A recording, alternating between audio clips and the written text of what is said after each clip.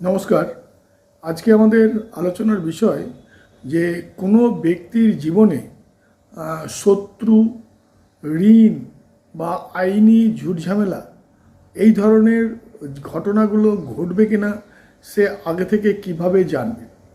মানে তার সাথে কেউ শত্রুতা করতে পারবে কিনা, তার জীবনে এমন একটা অবস্থা আসবে যখন তাকে হয়তো কোথাও থেকে ঋণ করতে হতে পারে, বা তার যদি হঠাৎ এমন একটা পরিস্থিতি তৈরি হলো যে সে আইনি ঝুটঝামেলার মধ্যে পড়ে গেল।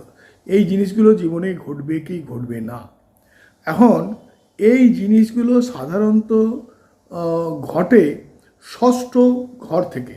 তো আমরা ষষ্ঠ ঘর নিয়ে আলোচনা করব এবং সেই সাথে যে কথাগুলো বললাম যে শত্রু, ঋণ এবং আইনি ঝুটঝামেলা মানুষের জীবনে আসবে কি আসবে না, তার আভাস আপনি কীভাবে পাবেন সেই ব্যাপারেও কিন্তু আলোচনা হবে।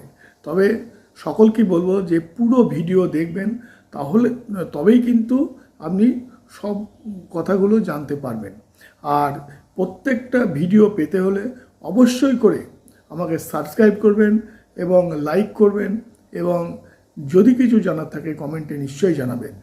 তো যেটা বলছিলাম যে আমরা ষষ্ঠ ঘর নিয়ে আমাদের আলোচনা, এবং সেই সাথে আমরা আলোচনা করব আমাদের শত্রু, আমাদের ঋণ বা আমাদের কোনো আইনি ঝুটঝামেলা আছে কিনা সেই ব্যাপারে।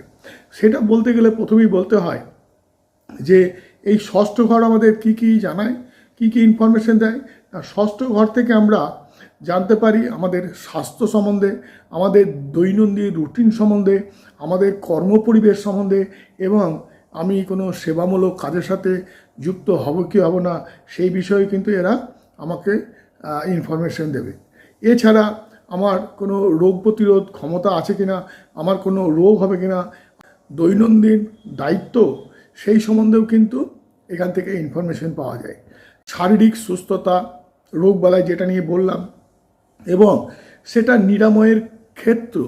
ষষ্ঠপতি যদি দুর্বল হয় তাহলে স্বাস্থ্যের প্রতি বাড়তি যত্ন নেওয়ার দরকার আছে, কারণ অল্পেতেই তার স্বাস্থ্যের যে কোনোভাবে হানি হওয়ার একটা চান্স থেকে যায়। চাকরি এবং সহকর্মী, পেশাগত জীবনে আপনি বা কাজের পরিবেশ আপনার কেমন হবে, সহকর্মী যাদের সাথে আপনি কাজ করছেন তাদের সাথে আপনার সম্পর্কটা কেমন হবে, সেই সব বিষয়েও কিন্তু এখান থেকে আপনি একটা ইনফরমেশন পাওয়া যায়।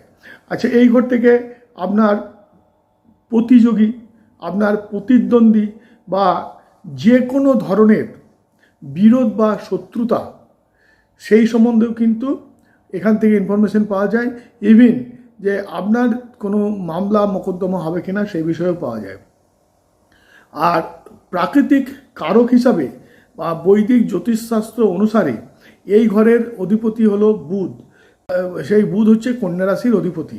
তো এখন আমরা দেখব যে এই ষষ্ঠ ঘরে বিভিন্ন গ্রহদের অবস্থান কি ফল দেয়, সেটা আমরা আগে আলোচনা করব। ষষ্ঠ ঘরে রবি থাকলে আপনি শত্রুদের পরাজিত করে কর্মক্ষেত্রে খুব ভালো নেতৃত্ব বা একটা লিডারশিপ দেওয়ার পজিশনে থাকবেন। তবে আপনার জীবনে পেটের বা চোখের সমস্যা হওয়ার একটা সম্ভাবনা রয়েছে। যদি ষষ্ঠ ঘরে চন্দ্র থাকে, ষষ্ঠ ঘরে চন্দ্র থাকলে একটা মানসিক অস্থিরতা থাকে এবং স্বাস্থ্যের ঘন ঘন পরিবর্তন হয়। তবে আপনি সেবামূলক কাজ বা চিকিৎসা পেশায়, অর্থাৎ আপনি ডাক্তার যদি হন তাহলে কিন্তু খুব ভালো প্রসার লাভ করবেন এবং সফলতা অর্জন করবেন। যদি ষষ্ঠ ঘরে বুধ থাকে, দেখুন বৈদিক জ্যোতিষ অনুসারে এই ঘরের হচ্ছে অধিপতি কন্যা রাশি, তাই জাতক তীব্র অর্থাৎ তীক্ষ্ণ বুদ্ধির অধিকারী হবে। সে মানে উকিল অথবা অ্যাকাউন্টেন্সি বা হিসাব রক্ষক বা আপনার বিতর্কমূলক যদি কোনো পেশা হয় সেই সব পেশায় কিন্তু খুব খ্যাতি অর্জন করতে পারবে। যদি ষষ্ঠ ঘরে বৃহস্পতি থাকে, ষষ্ঠ ঘরে বৃহস্পতি থাকলে লিভারের একটু সমস্যা থাকতে পারে, বা একটু মোটাপা, অনেক সময় যারা একটু মোটা হয়ে যায়, এটা কিন্তু ষষ্ঠ ঘরে বৃহস্পতির কারণে হয়। তবে ষষ্ঠ ঘরে যদি বৃহস্পতি থাকে তাহলে সে যে কোনো রোগ থেকে দ্রুত মুক্তি পায় এবং শত্রু তার কোনো ক্ষতি করতে পারে না। যদি ষষ্ঠ ঘরে শুক্র থাকে, ষষ্ঠ ঘরে শুক্র থাকলে সে সহকর্মীদের সাথে তার একটা সুসম্পর্ক থাকে, তবে তার কিডনি রোগ বা ডায়াবেটিস হওয়ার একটা চান্স কিন্তু তার থেকে যায়, এবং বৈবাহিক জীবনে কিন্তু কিছু মতবিরোধও সেক্ষেত্রে কিন্তু একটা হওয়ার সম্ভাবনা রয়েছে। যদি ষষ্ঠ ঘরে শনি থাকে, দেখুন আমরা জেনে এসেছি যে শনি ষষ্ঠ ঘরে কিন্তু মানে পাওয়ারফুল, খুব মানে ভালো কাজ দেয়। তা ষষ্ঠ ঘরে যদি সে শনি থাকে, তাহলে প্রথমেই বলে রাখি সে হচ্ছে শত্রু হন্তা, অর্থাৎ শত্রু তার কোনো ক্ষতি করতে পারবে না। এখন সে কঠোর পরিশ্রমের মধ্যে দিয়ে জীবনযাপন করে জীবনে সফলতা লাভ করবে, তবে দীর্ঘস্থায়ী কোনো রোগ তার কিন্তু আসবে না। তাহলে ষষ্ঠে যদি শনি থাকে, শত্রু তার কোনো ক্ষতি করতে পারবে না, দীর্ঘস্থায়ী কোনো রোগ তাকে কিন্তু দীর্ঘদিন ধরে মানে ভোগাতে তাকে পারবে না। ষষ্ঠ ঘরে যদি রাহু থাকে, ষষ্ঠ ঘরে রাহু থাকলে সে রাজনীতি, প্রতিযোগিতা বা চাকরিতে মানে বিপুল সফলতা পায়, শত্রুরা তার সামনে আসার মানে স্পর্ধা পর্যন্ত দেখাতে সুযোগ পায় না। হ্যাঁ, কিন্তু এই রাহু আবার যদি দুর্বল হয় বা এই রাহু যদি কোনো পীড়িত হয়, সেক্ষেত্রে কিন্তু অনেক সময় শত্রুরা হঠাৎ করে তার কোনো ক্ষতি সাধন করতে পারে। যদি ষষ্ঠে কেতু থাকে, দেখুন ষষ্ঠে কেতু থাকলে অন্ত্রের রোগ হওয়ার বা ডাইজেশনের প্রবলেম হওয়া বা বিভিন্ন ধরনের চর্মরোগ হওয়ার একটা কিন্তু সম্ভাবনা মানুষের থেকে যায়। কিন্তু ষষ্ঠে যার কেতু থাকে তাকে আইনি ঝুটঝামেলায় কেউ কোন দিন পরাজিত করতে পারবে না, তার সাথে শত্রুতা করে কেউ কোন দিন জয়ী হতে পারবে না। তো আমরা এই যে বিষয়গুলো আলোচনা করলাম, এখানে আমরা কি দেখলাম যদি ষষ্ঠ ঘরে মঙ্গল থাকে, যদি ষষ্ঠ ঘরে রবি থাকে, যদি ষষ্ঠ ঘরে বৃহস্পতি থাকে, যদি ষষ্ঠ ঘরে শনি থাকে বা ষষ্ঠ ঘরে রাহু বা কেতু যদি থাকে এবং তারা যদি পাওয়ারফুল হয়, তাহলে তাদের জীবনে কখনোই শত্রু আসবে না বা শত্রুরা তাদের কোনো ক্ষতি করতে পারবে না। এখন যদি এই ষষ্ঠ ঘর দুর্বল হয়, সেক্ষেত্রে কিন্তু শত্রুরা অনেক সময় তাদের কোনো ক্ষতি সাধন করে ফেলতে পারে।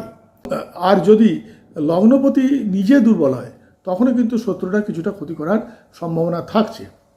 আর এই ষষ্ঠ ঘরের সাথে যদি রাহু বা মঙ্গল থাকে এবং তার উপরে যদি কোনো মানে কুগ্রহের মানে দৃষ্টি পড়ে বা দুর্বল হয়, সেক্ষেত্রে কিন্তু জীবনে হঠাৎ করে ঋণ হওয়ার বা লোন হওয়ার একটা সম্ভাবনা কিন্তু তার থাকে।